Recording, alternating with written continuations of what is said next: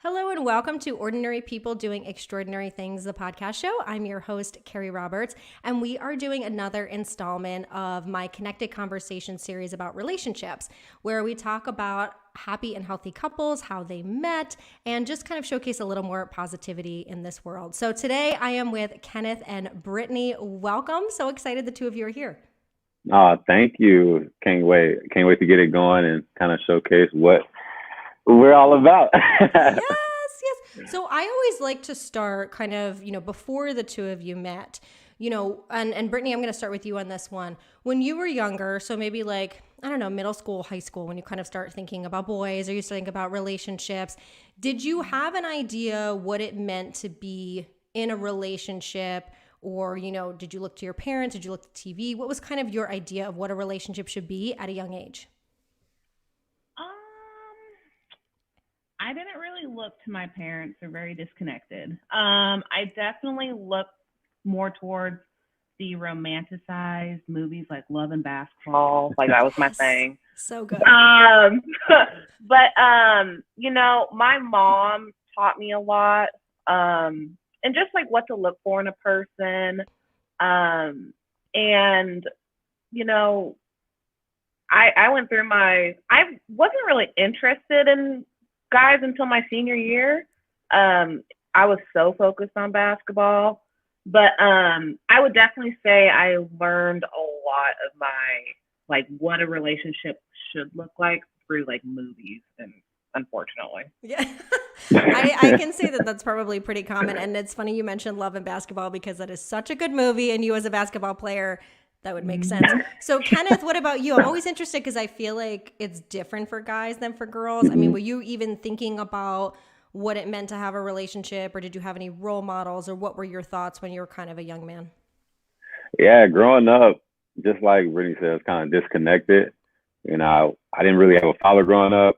My father wasn't there. And then, it was me and my mother for the longest, for like half my life, half my childhood.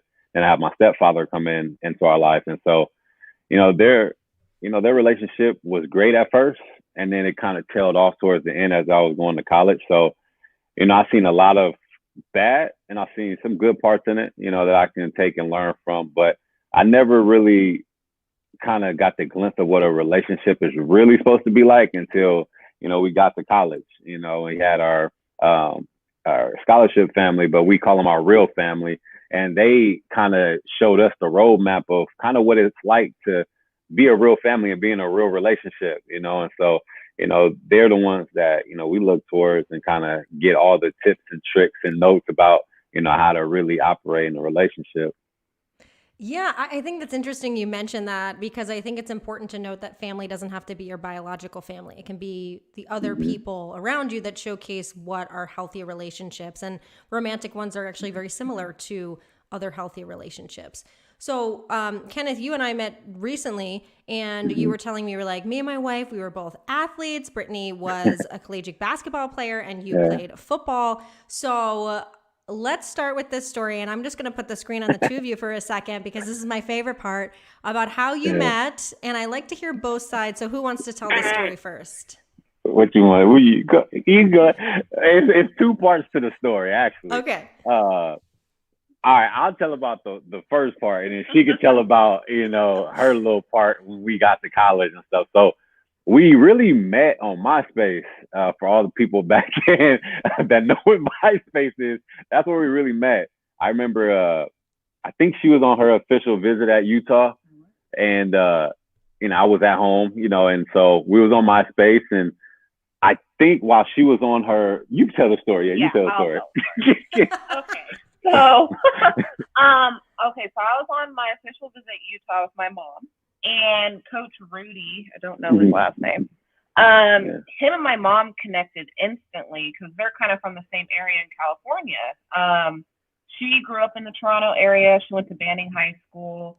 I forget what high school he went to, but they just instantly connected. And she just asked him the question, like, hey, what good athletes, young athletes my daughter's age are coming in from our area. And he said, we have this one receiver named Kenneth Scott. We expect him to do great things when he comes in. Whatever. And so I was like, oh, okay. And he said that's really it for now from that area. But yeah, Kenneth Scott is kind of like our big star, I guess you would say, as a freshman. So later that night, we're in our hotel room, and I'm on MySpace. And in the corner, there's usually like a people you may know banner or whatever. And I see this weird photo of like a torso with a tattoo on it. Like it didn't even have a face. I was like, what the heck? I was showing off my muscles. Like, what? And so it said Kenneth Scott, and I said, that's really weird. Like I just heard his name today. So I click on the profile, and it said like Utah commit for 2010, number 2, went to Colony High School, all that. So I just friend requested him and went to sleep or whatever. And then that next morning, I wake up to a DM, I guess is what you call it back then. And you miss 100% of the shots you don't take. I shot. I didn't play basketball, but I had a good shot. I shot the DM. Flirt. You didn't flirt. Man, they ain't supposed to know that. Whatever. So yeah, he was just like, "Oh, you're going to Utah?" And I said, "Yeah, I'm going for basketball. I just committed. I'm on my official visit." He's like, "Oh, okay, cool." He was like dating this college girl at the time, and so that was that. And so Kenneth was on your official visit, right? No. Or were you on a visit? No. Yeah, remember? Because Blake Griffin went to play Utah, and I was going to go up with my mom to go to the basketball game. Oh, yeah. You're right, yep. Yeah. And so I don't know if I DM'd you or you DM'd me. I DM'd you, yeah. You DM'd me. But then you started talking about your girlfriend, which is weird. So anyways, that's how we kind of met.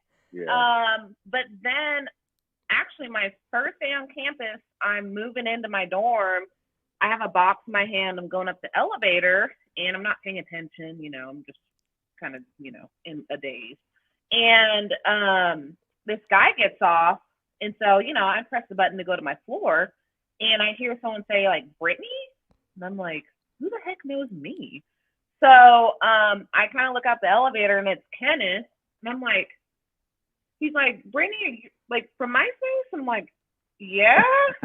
He's like, I'm Kenneth. And I'm like, oh, you're cute. So that's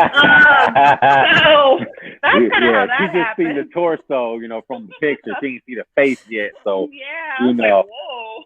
I saw his calf muscles, and I was immediately hooked. I was like, wow. That's some nice calf muscles, man. I did a lot of jump ropes when I was younger. Got them bad boys just right. But yeah, man, that's really how it started. Like through that, me coming into the dorm, and her coming out the elevator, and from there, that's really how it started. So it's funny because I've had one couple who met in college, but everyone else's MySpace match. It's been pretty funny to kind of hear this online thing. So that's the first time you see her, but I mean, you had seen her on MySpace. I mean, what was kind of your thought, Kenneth, like when you saw her in person, or like your interaction with her at that moment? Man, it was crazy. So my god brother and I, when we was in high school, we was always talking about like, man, we kind of had like our ideal like girl that we wanted, because we're athletes, and so we was like, man, I want a girl who's like 6 foot, light skin, good hair, long hair, that type of stuff. That was my ideal profile. I know that sounds crazy, but that, and you were like, here she is. Yeah, and I was like, I want an athlete too, because when we have kids, I want our kids to be athletic. We was thinking about the future. We was like, look, I want to make sure our kids is right.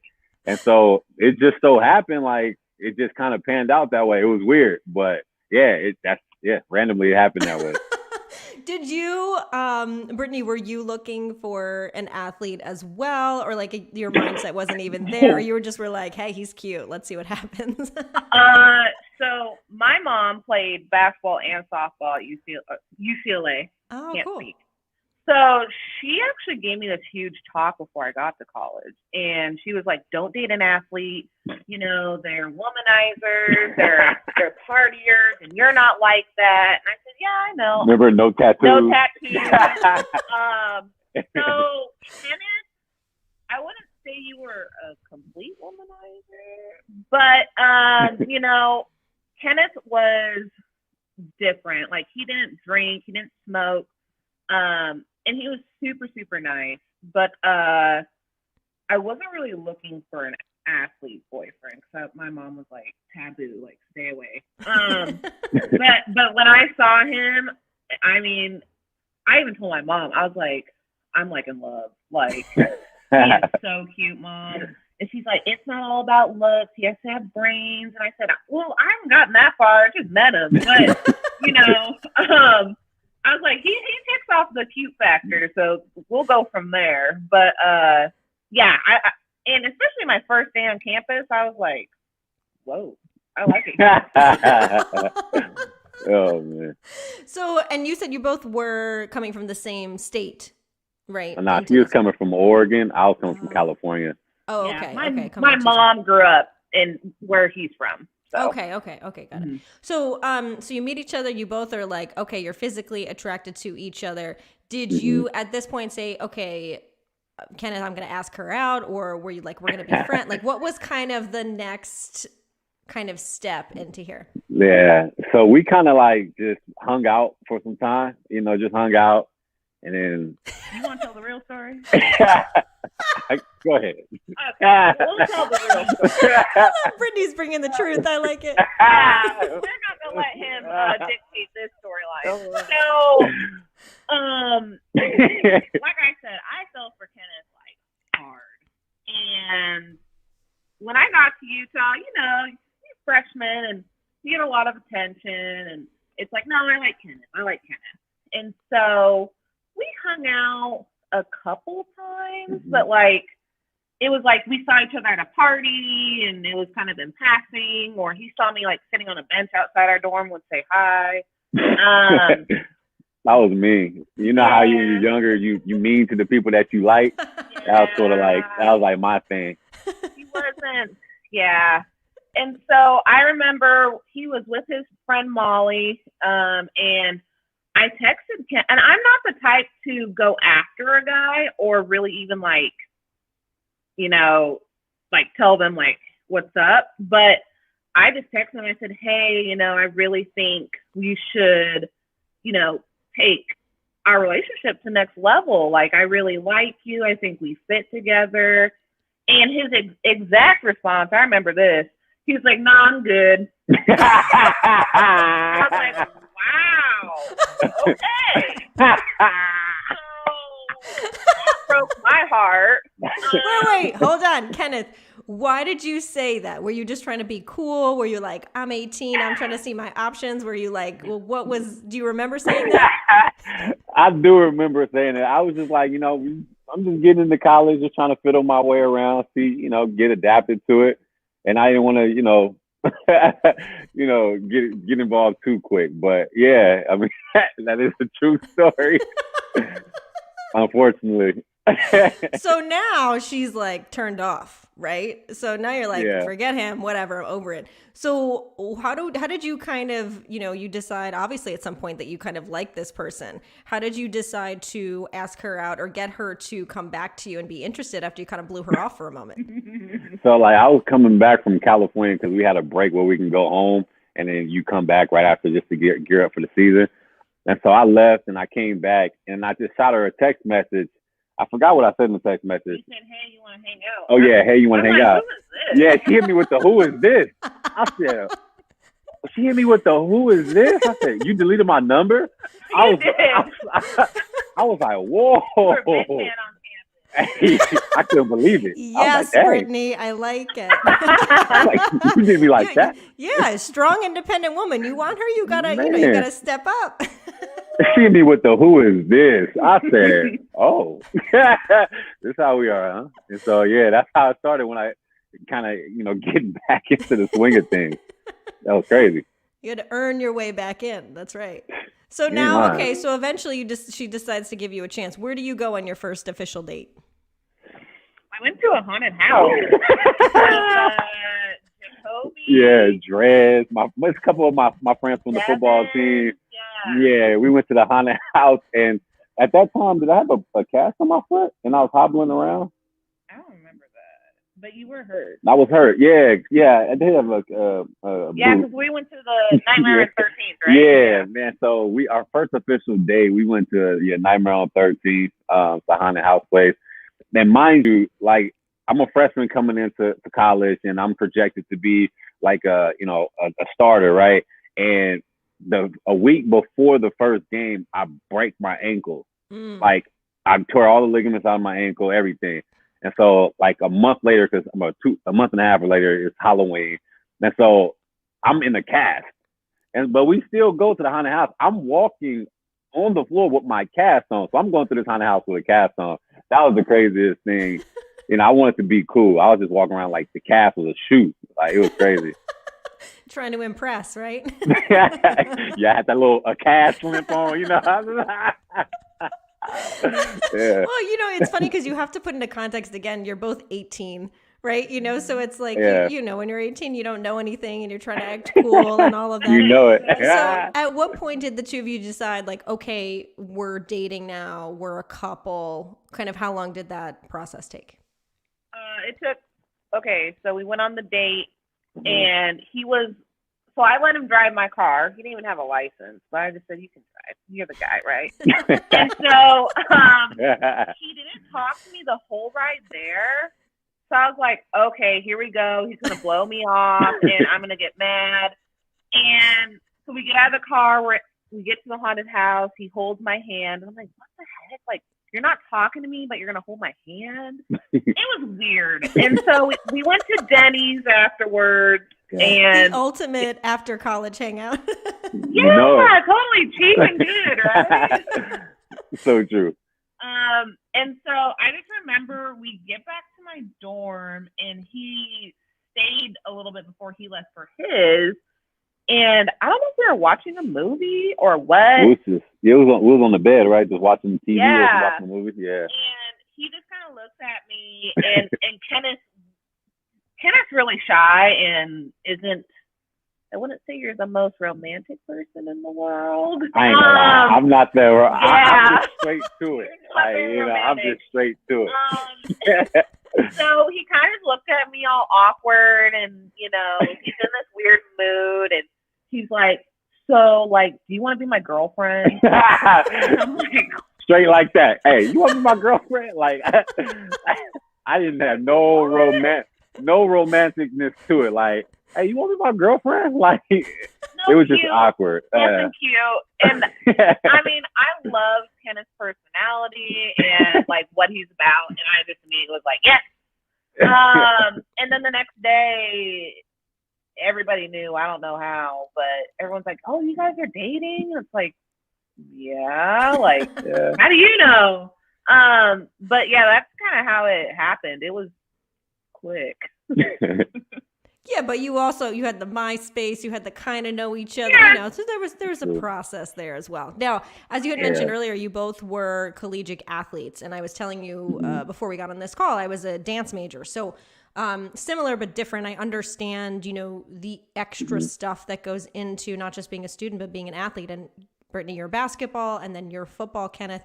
How were you able to kind of do that for yourself individually while still being in a relationship and support each other at such a young age?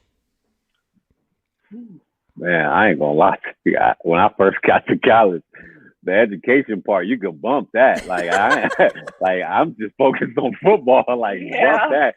I didn't really take education seriously until she told me about it. Like, and she prided me on getting the education, to be honest with you. Probably because my main goal was, look, I'm getting 3 years here and I'm out. I'm trying to get to the NFL as soon as possible.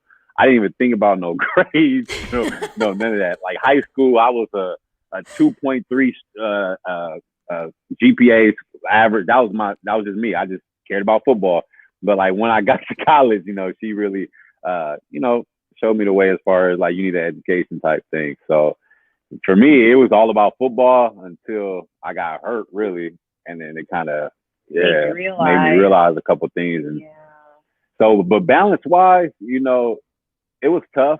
We was both our biggest support systems. I'd be at her basketball games, literally every home game. I am there, like front row. I'm there, like I'm cheering you on. I know all her stats. I know everything. Like I remember when she played against Washington, she had 14 points. She almost had a triple-double. Like, when there was a cold, like, I'm her biggest hype man. Like, I love it. You know what I'm saying? Like, nobody's going to tell me that my girl ain't the best ever. Like, that's just how I feel. And so, like, I'm her biggest supporter. Like, to this day, I'm like, look, my baby was a Gatorade player of the year in high school, GT. She was a McDonald's All-American nominee. Like, she to me, you know what I'm saying? So, like I said, I was supporting her through everything, you know, even if I was the only one at the game, I'm there supporting. Like, literally, I'm there, you know, so she can count on me to be there through anything. And so, but yeah, you know, when I'm done with football and have study hall, I'll go straight over to where she was to, you know, hang out with her, and shoot, vice versa. You know, she'll be at my games, traveling, everything. Well, we intersected a lot during the day. Like, so when we woke up for morning workouts at 5 a.m. Yeah. They're in there working out, and we're working out. They're kind of on half the football field, and we're on the other half. Right. And we would see each other in passing, which is still not spending time together. Yeah. But, I would go to practice, he'd go to practice, and then we'd have to go to study hall. And that's where we really got to sit next to each other and all that stuff. But it was a short while after you gave up your dorm room and just kind of moved in with me. Hey, I moved into her dorm room. So what? we all had, so the way our rooms are set up, so, you know, the Olympics came to Salt Lake City in 08 or whenever they came to Salt Lake City, and they kind of redid the dormitory. So every athlete, it was a 4-bedroom dorm, and you each had your own room, and you shared a bathroom with another person, but literally you had your own room. And so, you know, I was like, look, man, hey, if I'm spending every day with you, I might as well move in. And you know how, you know, you leave one piece of item at the other person's place to let them know that you're going to start moving in. I just moved myself. I was the only item. I just kept myself. I was there. I'm there. And so, but yeah, man, I literally, the funny story. So, the room I gave up, well, I didn't give up. It was still my room, technically. Yeah, the room I had, one of the walk-ons from the football team, he occupied it for me. And so he's Tongan. And so he had his Tongan flag in the room. So he basically made my room into his room and felt comfortable. So one day my position coach goes into my dorm because he thinks I'm there, and he's bringing a recruit in, a quarterback. And so he comes in the room and he's looking around in my room, and I'm not there, obviously. And he's like, why does K Scott have this Polynesian culture type in his room? And then my Polynesian friend, my Tongan friend, comes out the bathroom in his towel. That's what my coach says. And comes in the room. He said, hey, what's up, coach? He's like, where's K Scott? And they're like, and so my coach instantly calls me where are you at? What's wrong with your room? Why you got all this? I'm like, it was a long story to tell my coach, but yeah, that's how everybody knew. K Scott's no longer in his room no more. It was hilarious. Oh, well, see, he may not be romantic, but he is your cheerleader here, Brittany, and you know, I'm everything. I'm there. So now I know that so you kind of did go into the NFL. So you went into the professional route after college. Brittany, what did you go into a professional route as well after school? Oh no. So my story, in college I had a really bad ACL injury. And Utah was the last school that didn't pull of my scholarship. So when I got there, I played my first year, and then the summer going into my sophomore year, found out I actually, Greg Oden's, what's his knee injury? I forget exactly what it is, but it's kind of where you have this degenerative disease that kind of eats at your knee, and it's just cartilage, bone on bone. So I found out because my knee kept shaking uncontrollably, and I couldn't jump, I couldn't run. And my coach, I think, thought I was trying to get out of practice, and I'm like, no, something's up with my knee. And then I go to the doctor, and he's like, you literally have holes in your knee. And he told me and my mom, he said, if she wants to keep playing college basketball, she's going to have to get both her knees replaced. And to be that young and go through that, I said no. Like, my quality of life is much more important. And my mom, you know, we talked about it. I never wanted to play in the WNBA. It wasn't, you know, it's for some people, the environment wasn't for me. Definitely wanted to go more into the workforce and get a career outside of basketball. So it was an easier transition for me. But yeah, I literally only played a year and a half, and I had to what do you call that? Medically registered. I had a medical hardship. Yeah, medical hardship. There you go. So I had to work for the school. So I worked in the equipment room and dealt with all the athletes' dirty box and stuff. But I actually worked at a dog daycare, which was like the funnest job ever. So I did that until he was out of college because he got hurt twice. So you did 6 years? Yep, sure yeah. So I had to wait 2 extra years in Salt Lake. But yeah, I didn't pursue basketball after that. Well, it's interesting too, because like you said, you had, I think one of the challenges, you know, when I had the other couple on that you had seen, Kenneth, they both were athletes and kind of talking about sometimes letting go of this mentality of I'm an athlete and now I'm not anymore, and kind of shifting your perspective a little bit. So it's in some ways good that you went through it first, Brittany, and then kind of Kenneth versus going at the same time, I would imagine would be more challenging. So but Kenneth, you did go to the NFL for a little while. Was that something that, Brittany, you were like on board to be like, I'm committed, I'm moving, I'm following you? Or was it like, I don't know about this, I kind of have my career and my stuff going. Let me tell you about this story. She didn't want me to play football. She didn't want me to play football at all. She's like, man, bump this football stuff. Like, let's just live life. Like, she didn't really care too much about football, to be honest with you. And then plus, like, my time, you know, in the NFL stuff, like, it was very, like, short. I call it as far as, like, a cup of coffee, you know, because in college, you know, like I said, like, my freshman year, I broke I tore all the ligaments out of my left ankle. And then after I recovered, I had a good year the following year. Agents was reaching out to me and was like, look, man, Dennis Erickson coming in town, because he's a legendary coach from Miami, won championships with him, and every receiver that he had in his offense, they always went to the NFL. So, like, I was kind of paid for that to step into that role, to leave college early if I wanted to my junior year. And so come junior year, first game of the year, 9 plays in, you know, the running back catches a pass on my side of the field while I was blocking for him, and he gets tackled and lands on my other ankle and tore all the ligaments out in that ankle, and I broke my fibula with it. And so from there, man, like, my stock just went down. Like, the agents, like, literally, I'm not lying to you, like, maybe like 2 hours before the game, I had agents texting me, like, calling me before that game, like, telling me good luck and all that. And literally after the game, like, when I try to reply back to them the same thing, I didn't hear not a peep from nobody else. Like, they didn't text me back, no calls back. I'm like, wow, so this is how it is, huh? And so, no, going through that process was crazy. And then, so, you know, obviously I made back way to where I can, you know, finish my career. And so when I got to a chance, I could tell this story too. So when I was finishing up my collegiate career, you know, I got my agent, and they were slating me to like mid to late round. That's where I was like slotted. But the contingency was that, okay, you need to run a 4.5 40.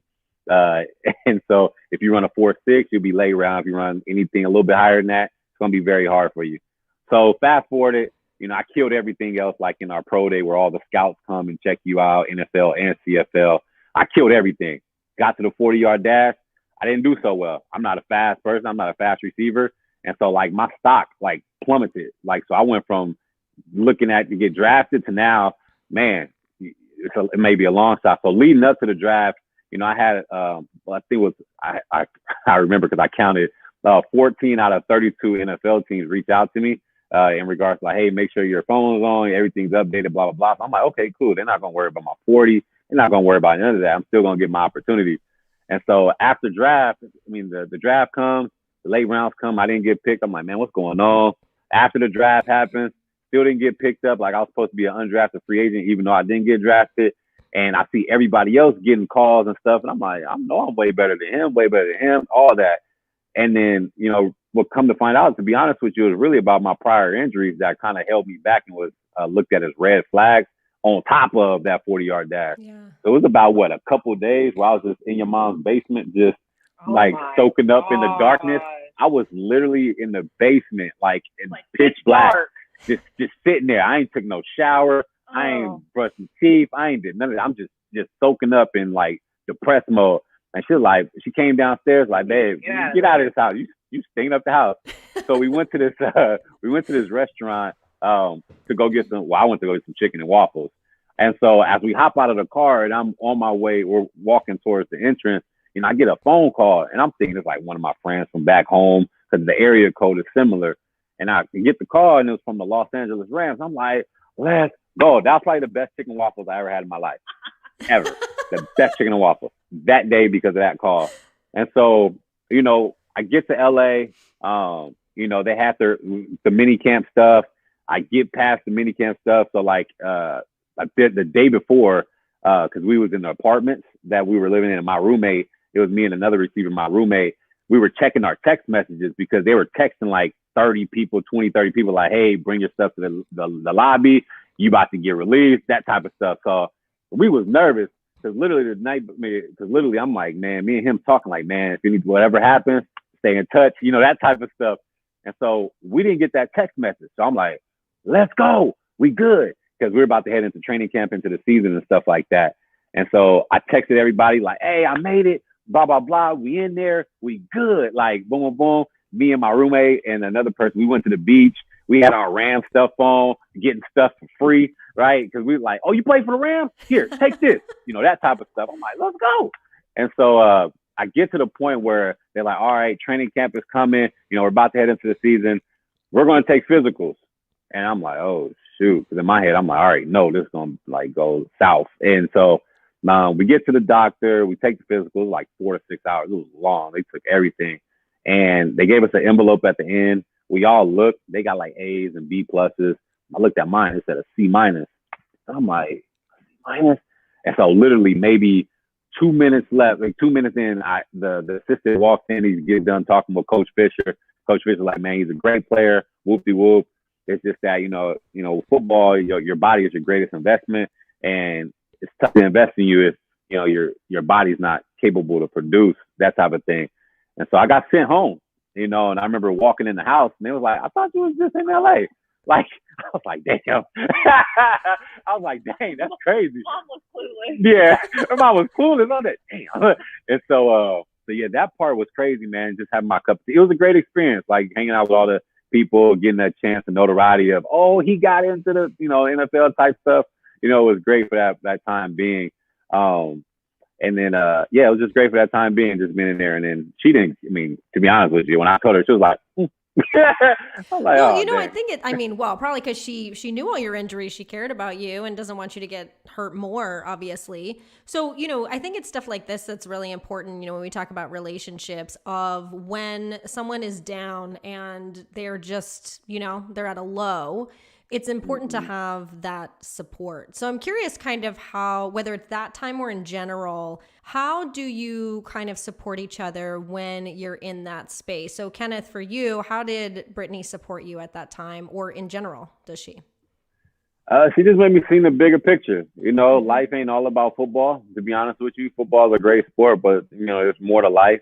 It's gonna have to end sometime soon. And so, every person I talk to, they're always like, man, you should still be in the NFL, that type of stuff. I get that all the time. I just got done talking with my coaches literally yesterday. He's like, man, you should be on the field right now in the NFL. These people, and people in the NFL is like, man, you should be out here. You deserve this and stuff. So, it's for her, she just made me seem like, look, yeah, you're more than capable of being out there, but look what you have now, right? You just have a family. You got a good career going for you. You're doing what you love to do. You got a beautiful daughter. You have another one on the way in a month and 34 days. You know what I'm saying? So she just made me see the big picture. So after I got done with the NFL stuff, I wasn't quite ready to hang it up, and so I had another Brittany's face. I had another opportunity waiting in the CFL, the Canadian Football League. Mm-hmm. And so, she wasn't too crazy about it, to be honest with you. She was like, oh, okay, I guess you want to do it. That's a nice way to put it. Yeah, like, you know what I'm saying? Like, she was totally against it. Like, she was like, nah, like, we got a baby, we're yeah, moving to Houston, and no. So she was like, nah, but I still pursue. She was like, if you want to, go ahead. Like, she was like, go ahead. I mean, do it. I mean, because during that time, after I got cut by the Rams, during that time, the NFL teams was just like, oh, we'll bring you on. Like, I remember the Dolphins and the Vikings. They're like, if someone's getting injured, we'll bring you on. No worries. And so I was going through that back and forth, Peter Totter, and she's seeing the effects of it from me, like how I'll be happy one moment, I get that type of call, and then I'm just like depressed the whole day. Mm-hmm. And so, like, she was there just to kind of build me up, you know what I mean, in those type of moments. And so, like, when the CFL came calling, I was like, look, this may be my opportunity to get back in the light to the NFL. And so she was like, look, this is my take on it, but you do what you want to do. I'm gonna be here. I'm gonna support you. But just she just didn't want me to be down like I was when the first time with the NFL going into the CFL. So as far as support, she always she let it be known her opinion of it. She let it be known, like, she gonna tell you, like, look, I ain't down with this, like, boom, boom, boom, but do what you want, do what you gotta do. All right, I'll be here for you.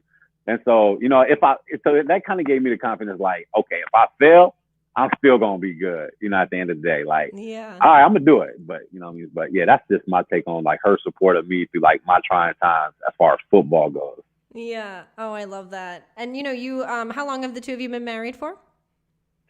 So we're not married. Oh, no, okay, sorry. Soon to be. Let's say together. You've been together for how long? Since 18. So this is a funny story too. So we've been together since 2010, right?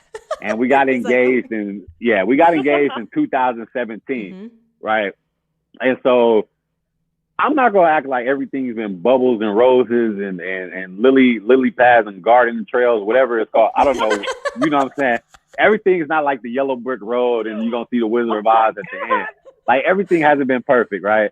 Every relationship you go through ups and downs, right? Every relationship. And so, like I said, we got engaged in 2017, and like, a couple months ago, I started to see, I wasn't really paying attention, but, she made it aware to me, like, man, this is not cool. And I'm thinking in my head, like, what do you mean, like, it's not cool? Like, I'm like, we here? Like, but she was talking about, like, man, if you truly love someone, why not make that commitment? And to me, to be honest with you, to me, it's just like, oh, it's a piece of paper. Like, you know what I'm saying? To me, it's like a piece of paper, because I feel like we're married, even though we're not. When we've been together for like 10 years, like, I mean, I'm still committed to you. And so, like, but wait, I want to stop you there, because this is why I asked in the beginning, your view on relationships. And you had said in the beginning, my dad wasn't there. I didn't have this.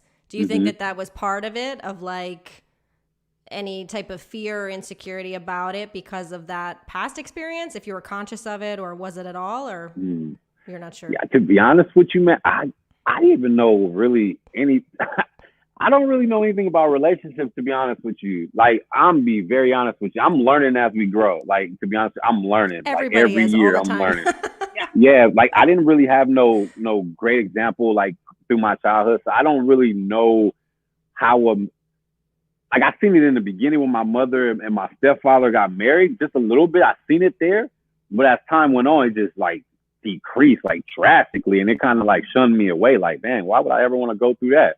And so it's like, man, I don't know. It was weird for me. So, like, I never really understood, like, the value of a relationship and what it really means to be in a relationship, like, as far as a commitment. Like, I knew my mother and my stepfather got married, but their marriage seemed so unhappy. Like, I'm like, I didn't know what a good thing about a marriage was. So it was tough for me, because I don't have all the answers, but yeah, it was tough to kind of learn and grow. Yeah. Brittany, I'm curious, your thoughts on this, because I think, when I have these conversations with couples, these are not uncommon things, mm-hmm. A lot of who we are comes from our past, and we have to, learn how to push not push through that, but learn and understand why we are the way we are, and how do we kind of grow into this better version of ourselves. For you, Brittany, you kind of talked about, your idea was, movies, which I think a lot of females tend to have quite a bit. So what is, the value to you of marriage? Why is being married important versus someone saying, well, we're together, that's okay? Because again, I think this is something very common for a lot of people. Yeah. For me, I think it's like, it's that bond. Like, in the state of Texas, we're what's it called? Domestic partners or yeah, you marry if you but you're live not married. together. Yeah, But, like, I forgot the name of it though. For him to be like, oh, this is my wife, like, you're showing that extra commitment, like, I'm your one and only person. And, like in my mom and dad's relationship, that wasn't the case. So, there wasn't like cheating going on, but it wasn't like a true commitment. And a few months ago, it was just kind of like, we've talked about getting married, and it's just like, you don't seem like you want to take that extra commitment and pursue that with me. So I'm like, is there somebody else? Or, all those things start going through your head, and the insecurities come out, and, I want to be married. Like, I want this is my husband. It's just not just a piece of paper for me. It's hard to explain, I guess, but it's just like this, I guess in my eyes, it's just this unbreakable bond. Like, this is my person, and, I want the world to know this is my person, and, there's nobody else, kind of thing. So. Yeah. And I didn't understand that. And that's crazy, because I didn't understand that. And I'm glad, she's very open about her feelings. So, like, I didn't really understand that, to be honest with you. I'm like, what do you mean? Like, I don't show, like, everybody that I know, like, they know, like, for the past 10 years, it's been all about you, you know what I'm saying? So, like, I just wasn't aware. I didn't really know, like, to be honest. And then all of our friends from college, they haven't been with their spouses as long as us. I think we're the longest out of all of our friends, and everyone's getting married, and I'm kind of like, dang, like, does he, like, really love me? Like, that kind of thing. And, we have a very different background growing up. So, like you said, relationships, like a true relationship, you have to work on it. And it was just kind of like one of those big bumps in the road for us, because we haven't had major bumps. This was probably our first, where it was like, I ain't gonna lie, I was like, I'm ready to leave. She was about to, hey, y'all, all the viewers out there, she was about to leave me. I said, oh no, you ain't going nowhere, baby. What we need to do? Oh no, baby. Yeah. It was due to not communicating. But on the flip side of that, I can be a hothead. I can definitely fly off the handle.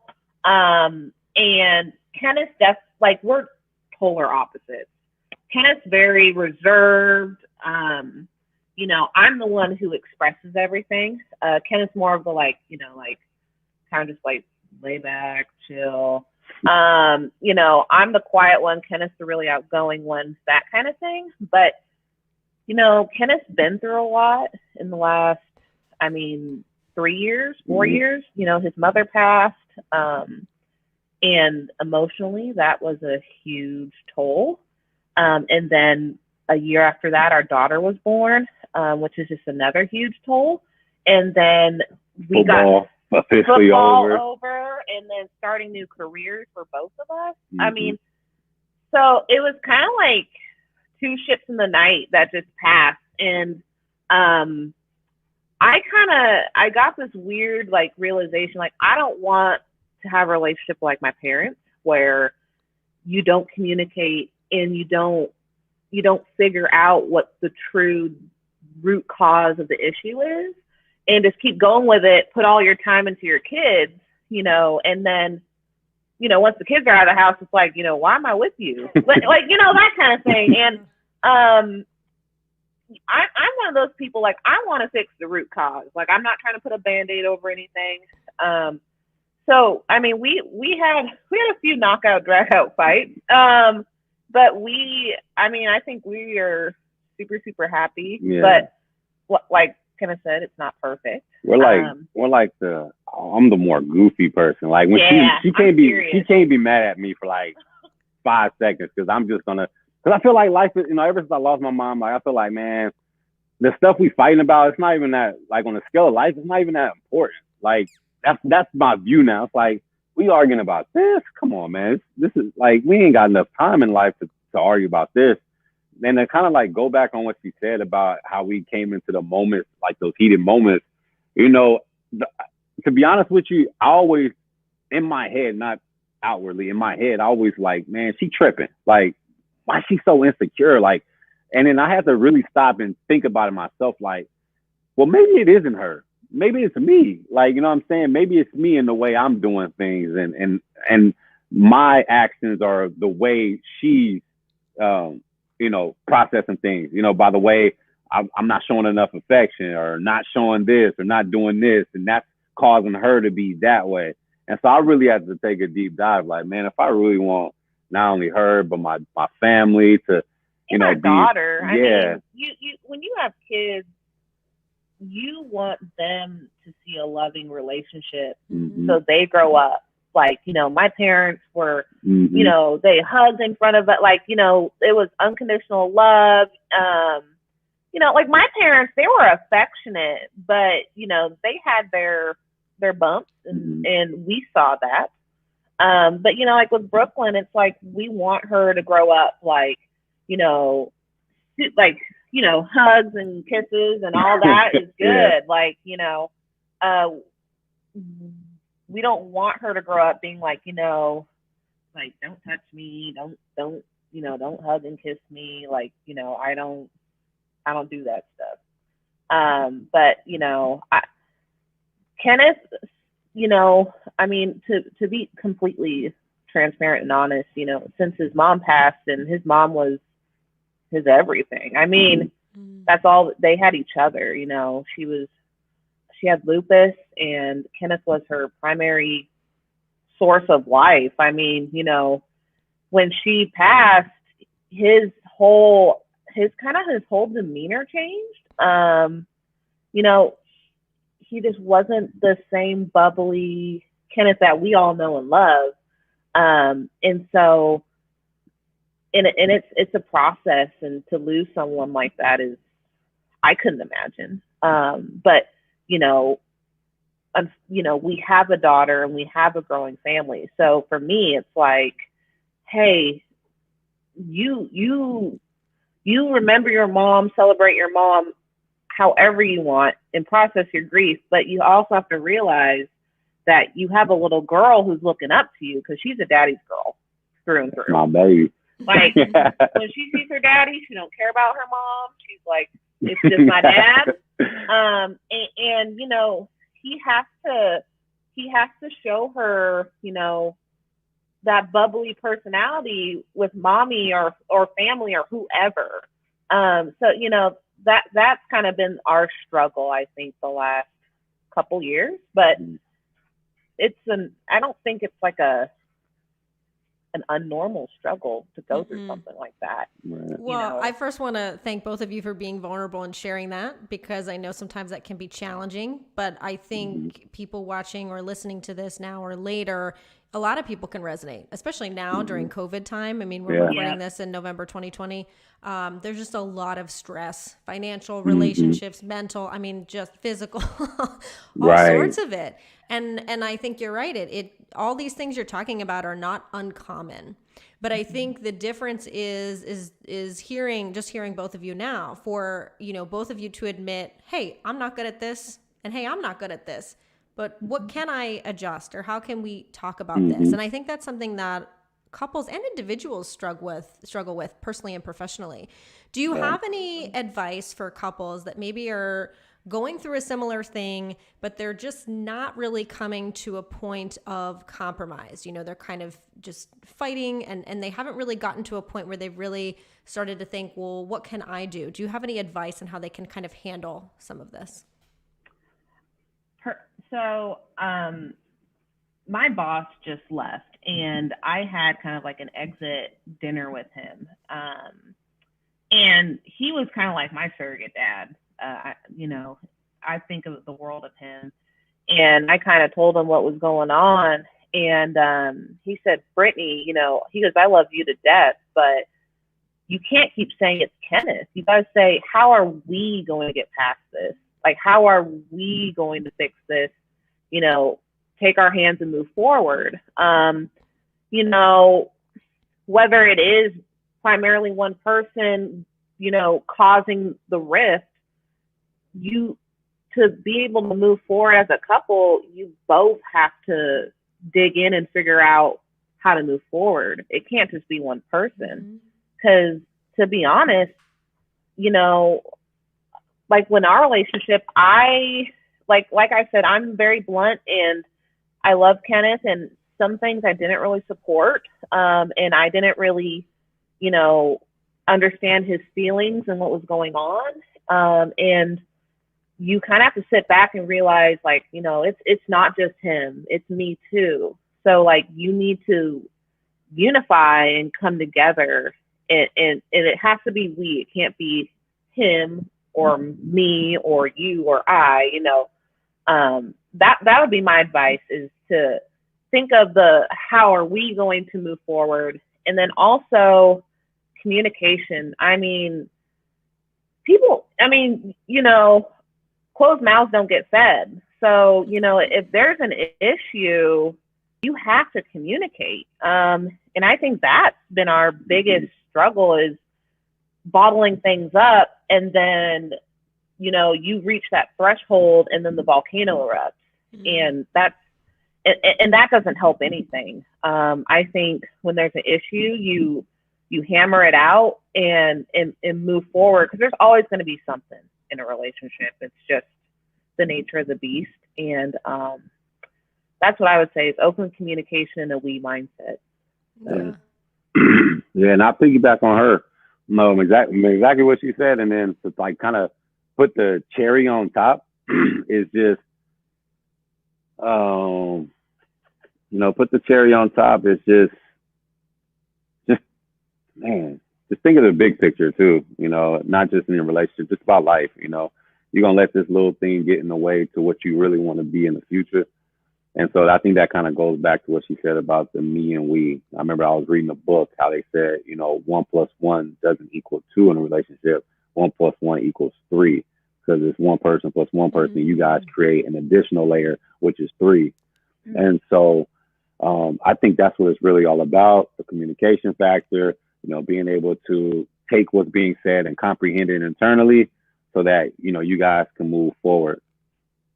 Yeah, no, I think that's beautifully said. We're coming up here on the hour, and I always like to kind of end with this question. So Kenneth, I'll start with you. What is one thing that Brittany has done for you recently that you really appreciated?